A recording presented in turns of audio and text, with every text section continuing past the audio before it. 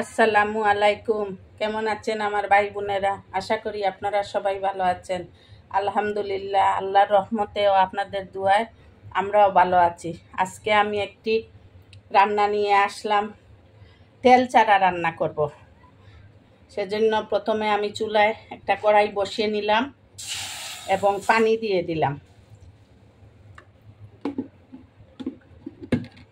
পানির মধ্যে আমি সব কিছু দিয়ে দিব। আমি পানির মধ্যে পেঁয়াজ বাটা 1 চামচ, রসুন বাটা 1 চামচ দিয়ে দিলাম। এখন পরিমাণ মতো লবণ দিব। পরিমাণ মতো লবণ দিলাম। এখন হলুদের গুঁড়া আর মরিচের গুঁড়া দিব। 4 চামচে 1 চামচ হলুদের গুঁড়া আর 2 চামচ মরিচের গুঁড়া দিয়ে দিলাম। আপনারা ভাবতেছেন যে এই মহিলা আবার এটা কি ধরনের রান্না করে তেল ছাড়া।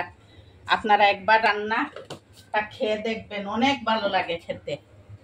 এখন আমি এর মধ্যে 2টো শীতল শুটকি দিয়ে দিলাম। যারা শুটকি খান না তারা ভিডিওটি স্কিপ করে যাবেন, আর যারা শুটকি লাভার তারা অবশ্যই এটা ট্রাই করবেন। ও আচ্ছা, আরেকটা কথা, যারা শুটকি খান না তারা কিন্তু এই আমায় যে শীতল শুটকি দিছি এই জায়গায় আপনারা ছোটো ছোটো কুচো চিংড়ি দিতে পারেন।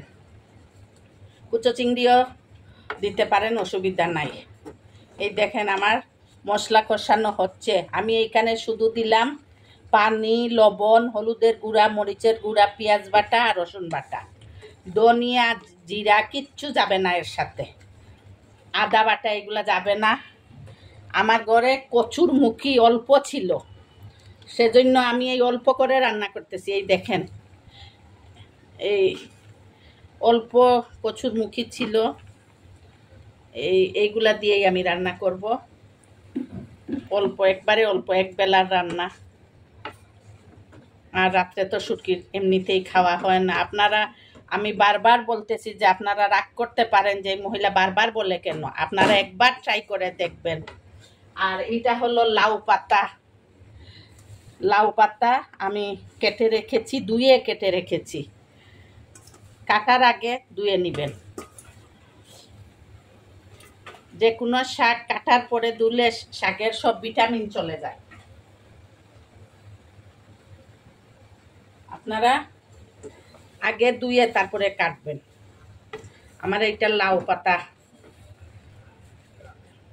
খুব তাড়াতাড়ি রান্না হয়ে যাবে। এখন আমি খসাবো। আর এটা তেল ছাড়া রান্না। এটা আমার মা, চাচি, খালারা সবাই এই রান্নাটা করেন তেল ছাড়া। আমার দাদিও করতেন, নানি করতেন, আমার শাশুড়ি, মানে এটা বংশ পরক্রমায় এটা চলে আসছে। আমার শাক কম ছিল, শুধু পাতা, ডাঁটা ছিল না, সেজন্য একবারে কমে গেছে। আমার কষানো শেষ। এখন আমি একটু পানি দিয়ে দিব কচুর মুখী সিদ্ধ হওয়ার জন্য। আমি তো বাচ্চা খাবে না, সেজন্য আমি অনেক মরিচ দিয়েছি, একবারে উঁচু উঁচু করে 2 চামচ মরিচ দিয়েছি। এখন আমি ডেকে দিব, সিদ্ধ না হওয়া পর্যন্ত ঢাকা থাকবে। আপনারা লাইফস্টাইল উইথ বউ শাশুড়ির পাশে থাকবেন। যদি পেজ থেকে আমাদের ভিডিওটি দেখে থাকেন তাহলে লাইক, কমেন্ট ও শেয়ার করবেন। আপনাদের শেয়ার আপনাদের ফ্যামিলি ও ফ্রেন্ডসরা দেখতে পারবেন আমাদের ভিডিওটি, এবং ফলো দিয়ে আমাদের পাশে থাকবেন। আর যারা ইউটিউব চ্যানেলে এখনও আমাদের সাবস্ক্রাইব করেন নাই, আপনাদের কাছে অনুরোধ রইল আপনারা প্লিজ আমাদের ইউটিউব চ্যানেলটি একটু সাবস্ক্রাইব করে নেবেন। আর আমরা অতি সাধারণভাবে রান্নাবান্না করি, অল্প খরচে। আপনাদের দেখলে আশা করি ভালো লাগবে। মশলা টশলা আমরা কমাই রান্না করি, আপনাদের ভালো লাগবে আশা করি। আর এই বারবার আমি একই কথা বলি যে এক এক অঞ্চলের এক এক ধরনের রান্নাটা দেখলে আপনারা অনেক রান্না, আমিও তো ইউটিউব চ্যানেল থেকে অনেক রান্না দেখে আমি করে খেয়ে থাকি। তো এইটা হলো আমাদের সিলেট অঞ্চলের রান্না। আপনারা অবশ্যই, আমি আরেকটু পানি দেই কচুর মুখী সিদ্ধ হওয়ার জন্য। আমি একটু পানি দিয়ে সিদ্ধ বসাই দিছি। এইটার মধ্যে আবার বলতেছি তেল, আদা বাটা, তারপরে ধনিয়া, জিরা, ধনিয়া পাতা কুচি কিছুই যাবে না। এটা এইভাবে রান্না করবেন। ধনিয়ার পাতা অনেকে আছে নামানোর আগে ধনিয়ার পাতা কুচি দিয়ে দেন, আসলে এটা শুটকির যে একটা নিজস্ব গ্রান আছে ওইটা চলে যায়। আর আপনারা যারা শুটকি খান না তাদের উদ্দেশ্যও বলছি, তারাও এই রান্নাটি খেতে পারবেন। শুটকির জায়গায় ছোটো ছোটো চিংড়ি মাছ দিয়ে দিবেন। আর যদি কারোর বাসায় ছোটো চিংড়ি না থাকে তাহলে বড় চিংড়িকে ছোটো ছোটো করে কেটে নেবেন, তাহলে খেতে ভালো লাগবে। মাঝখান থেকে চিড়ে আমি কয়েকটা কাঁচামরিচ দিয়ে দিচ্ছি। এটা শুধু গ্রানের জন্য দিচ্ছি, কারণ আমি যে মরিচের গুঁড়া দিয়েছি অনেক জাল হবে। এগুলা কচুরমুখী সিদ্ধ হওয়ার জন্য পানিটুকু দেয়া। শাক আর একটু হলে আরও বেশি ভালো হতো। কালকে পরশু দিন আমার হাজবেন্ড নিয়ে আসছিলেন, কালকে আমরা ডাল দিয়ে শাক ভাজা খেয়েছি। তখন আমি এই পাতাগুলো উঠাই রাখছিলাম অন্য একটা রেসিপি করার জন্য। তা আজকে আমার এত মন চাচ্ছে এই কচুরমুখী দিয়ে খাওয়ার জন্য, তাই আজকে এইটা রান্না করে ফেললাম। ইনশাল্লাহ আগামীতে লাউয়ের পাতা, লাউ শাক আসলে অন্য রেসিপি আপনাদের সাথে শেয়ার করব।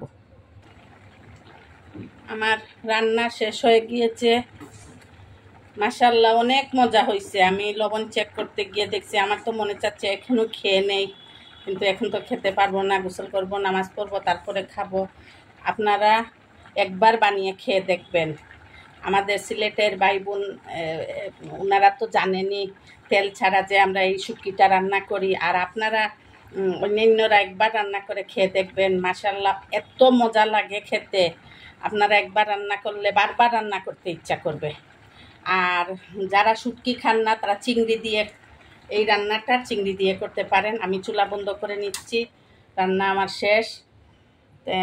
দেখেন কালার, তেল ছাড়া রান্না অনেক ভালো লাগে খেতে, অনেক মজা হয়।